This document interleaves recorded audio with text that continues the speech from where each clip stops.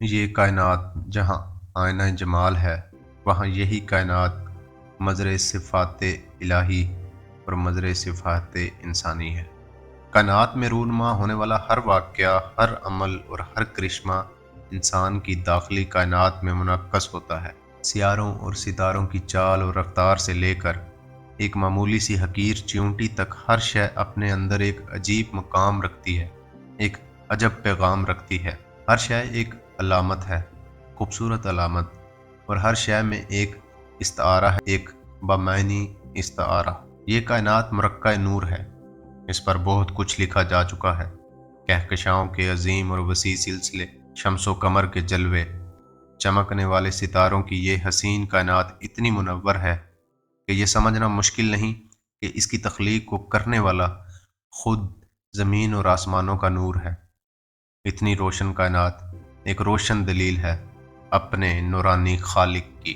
اگر ذوق نظر میسر ہو تو یہ کائنات ایک عجب تماشا ہے۔ کرنوں میں آفتاب ہیں، قطروں میں بحر ہیں، دریا حباب میں ہیں، زروں میں دشت ہے۔ دیکھنے والی نظر ہو تو نظاروں کی کمی نہیں۔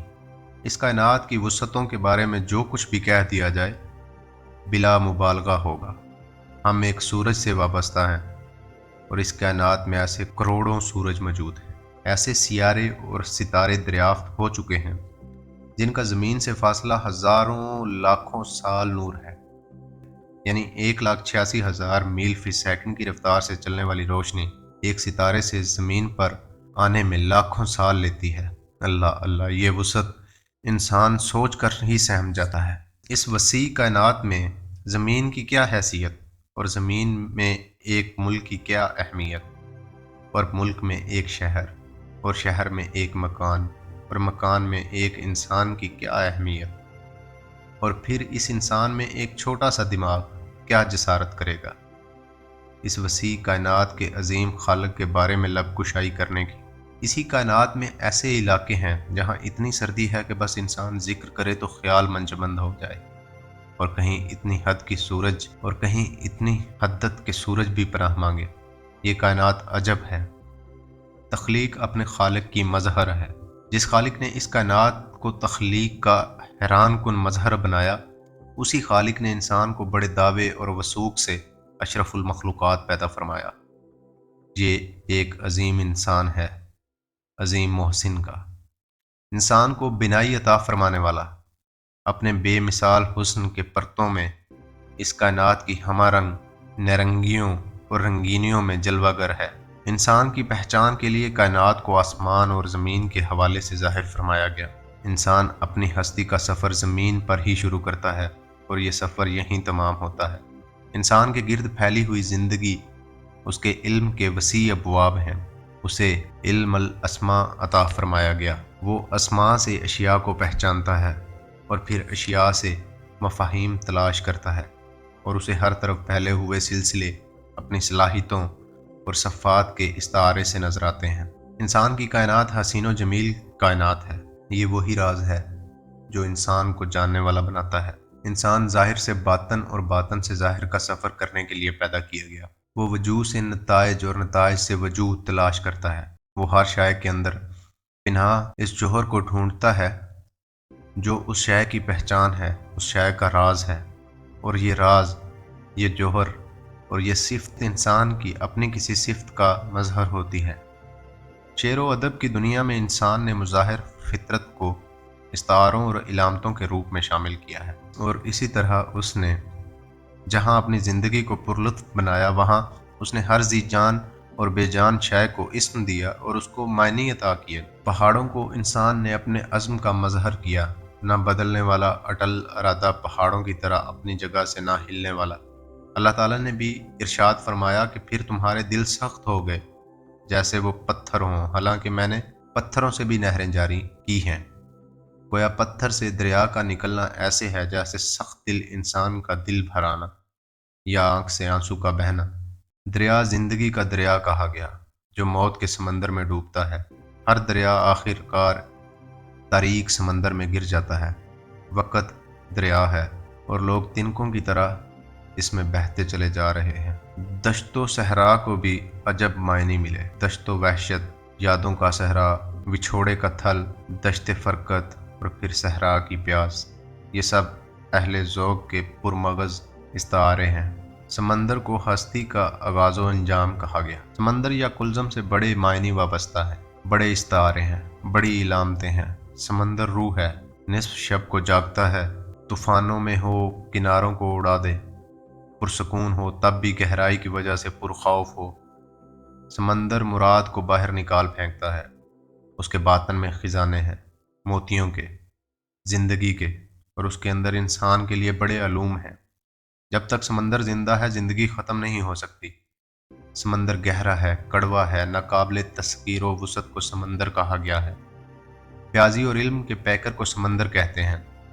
کلزم رحمت وسیع و بیان صفت الہی ہے، اور پھر سمندر خاموش ہو گیا، یعنی محبت کی امواج میں ٹھہراؤ کا مقام۔ موج کے نام سے کتنا ہی لٹریچر موجود ہے۔ آئیے دیکھیں انسان نے اپنے ارد گرد رہنے والے جانداروں سے کیا حاصل کیا، انہیں کیسے معنی دیے، ان سے کیا کیا سبق، عبرت اور نتیجے نکالے۔ پرندوں کی دنیا میں شاہین کو لیجئے، مرد مومن ہی شاہین ہے۔ پرندوں کی دنیا کا درویش ہے، آشیانہ نہیں بناتا، بلند پرواز ہے، بلند نگاہ ہے، پہاڑوں کی چٹانوں میں رہتا ہے، قصر سلطانی سے گریز کرتا ہے۔ ایک آزاد قوم کے لیے شاہین ایک بہت بڑا استعارہ ہے، مر جائے تب بھی زمین پر نہیں گرتا، اس کی نگاہ آسمانوں پر رہتی ہے، اس کا رزق صالح اور پکیزہ ہے، یعنی زندہ کبوتر شکار کرتا ہے۔ شاہین مانگ کے نہیں کھاتا، قانے ہے، غیرت والا ہے، متوکل ہے، قوی ہے، جھپٹتا ہے، پلٹتا ہے، خون گرم رکھتا ہے، نگاہ تیز رکھتا ہے، درویشی میں بادشاہی کرتا ہے اور بادشاہی میں درویشی کرتا ہے۔ اقبال کا مرد مومن ہے۔ اقبال نے جوانوں میں عقابی روح کے بیدار ہونے کی دعا کی ہے۔ عقابی روح کا کام ہے آسمانوں کی طرف پرواز کرنا، اور پھر شہباز لامکاں، شہباز طریقت، خطابت، اور پھر ہمارے شاہین یعنی ہماری ایئر فورس۔ ایک پرندے نے کیا نہیں دیا ہمیں، یہی خودی کا ترجمان ہے، یہی محرم لامکاں ہے، یہی فاتح زمان و مکاں ہے، یہی شاہین صفات مومن کا مظہر ہے اور خودی کا نگہبان ہے۔ انسان کی خود شناسی کو پرندوں نے بڑی آسانیاں عطا فرمائیں۔ گدھ، اس پر کیا کچھ نہیں لکھا جا چکا، اندازہ کرنا مشکل ہے۔ آج کے ادب میں ایک گدھ ایک عظیم استعارہ اور علامت بن کے ظاہر ہوا ہے۔ جن درختوں پر دن کے وقت چمگادڑ الٹے لٹکتے ہیں، انہیں درخت پر رات کو گدھوں کا بسیرا ہوتا ہے۔ یہ تعلق اور تقرب بھی بڑا بامعنی ہے۔ گدھ کی مردار خوری فضا کو آلودگی اور تعفن سے بھی بچاتی ہے۔ بہرحال انسانوں کی دنیا میں گدھ صرف لوگ موجود رہتے ہیں۔ کبوتر اور فاختہ امن کے نشانات ہیں، یہ صلح اور امن کے استعارے ہیں۔ طوطا ایک ایسا پرندہ جس پر بڑے بڑے ادیبوں نے بہت کچھ لکھا۔ مولانا روم نے ایک طوطے کی کہانی لکھی ہے۔ طوطا علم کا بہت بڑا ذریعہ ہے۔ ایک معمولی سا کوا بھی لٹریچر کا حصہ بن گیا۔ قمری، تیتری اور چکور آوازوں کے استعارے ہیں۔ اللہ کا کثرت سے ذکر کرنے والے لوگ ان آوازوں کا بہت احترام کرتے ہیں۔ مور نفس کا وہ مقام ہے جہاں انسان اپنے رنگ ہی پر مست ہو جائے۔ ظاہر پرست انسان مور ہے، انا کا مارا ہوا۔ اسی طرح جانوروں میں شیر کو لیں۔ اللہ کا شیر یعنی اسد اللہ ایک مقام ہے، ایک صفت ہے، ایک انداز ہے۔ شیر ربانی ایک لقب ہے، ایک روحانی مقام ہے۔ شیر خواب میں نظر آئے تو روحانی فیض کی دلیل ہے۔ شیر بے باکی اور جرأت کا مظہر ہے۔ اللہ کے شیروں کو آتی نہیں رباہی۔ جہاں شیر دلیر ہے وہاں گیدڑ بزدل، لومڑی مکار، سانپ چھپا دشمن ہے، چمکیلا لیکن زہریلا۔ سانپ کبھی وفادار نہیں ہوتا۔ وفا کی بات میں کتے اور گھوڑے کا ذکر آتا ہے۔ گھوڑے کو لٹریچر میں بڑا حصہ ملا۔ غالب نے 2 اشعار میں گھوڑے کو زندگی اور موت سے تعبیر کیا۔ زندگی کا سرکش گھوڑا سر پر توڑ رہا ہے۔ انسان سوار تو ہے لیکن بے بسی کا یہ عالم ہے کہ ہاتھ باغ پر ہے نہ پاؤں رکاب میں۔ انسان کا ایک پاؤں ہوس کی زمین میں گڑا ہوا ہے اور دوسرا پاؤں موت کے گھوڑے کی رکاب میں ہے۔ زندگی اور موت کو بیان کرنے کے لیے گھوڑے سے کیا فائدہ اٹھایا گیا ہے؟ غرض یہ کہ ہر جانور، ہر پرندہ، ہر شے انسان کے لیے معنی رکھتی ہے۔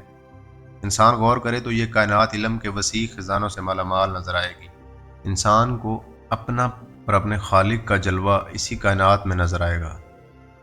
یوسف کے خواب میں آنے والے 11 ستارے، چاند اور سورج، ان کے بھائی اپنے بھائی اور ماں باپ تھے۔ سبحان اللہ! یہ علم اس نے خود عطا کیا ہے جس نے انسان کو شاہکار تخلیق بنایا۔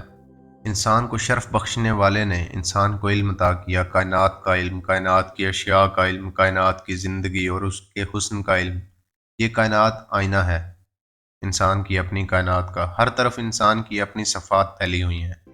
انسان غور کرے تو اسے معلوم ہوگا کہ یہی کائنات انسان کا باطن ہے اور انسان اس کائنات کا باطن۔ یہ کائنات ایک کھلی کتاب ہے جس میں کوئی شک نہیں، حقیقت ہی حقیقت ہے، معنی در معنی، استعارہ در استعارہ، علامت در علامت۔ انسان کی کائنات حسن کائنات کا خوبصورت عکس ہے۔ چاند محبوب ہے اور چاندنی محبوب کی یاد۔ چاند دور ہو تو چاندنی پاس ہوتی ہے، چاند پاس ہو تو چاندنی ختم ہو جاتی ہے۔ غرض یہ کہ لامحدود جلوہ کائنات میں موجود ہے۔ انسان کی تلاش کے لیے اور تلاش ذات کے لیے اسی کائنات میں ایک مخفی اور حسین کائنات موجود ہے، معنی کی کائنات، جلووں کی کائنات۔ انسان غور تو کرے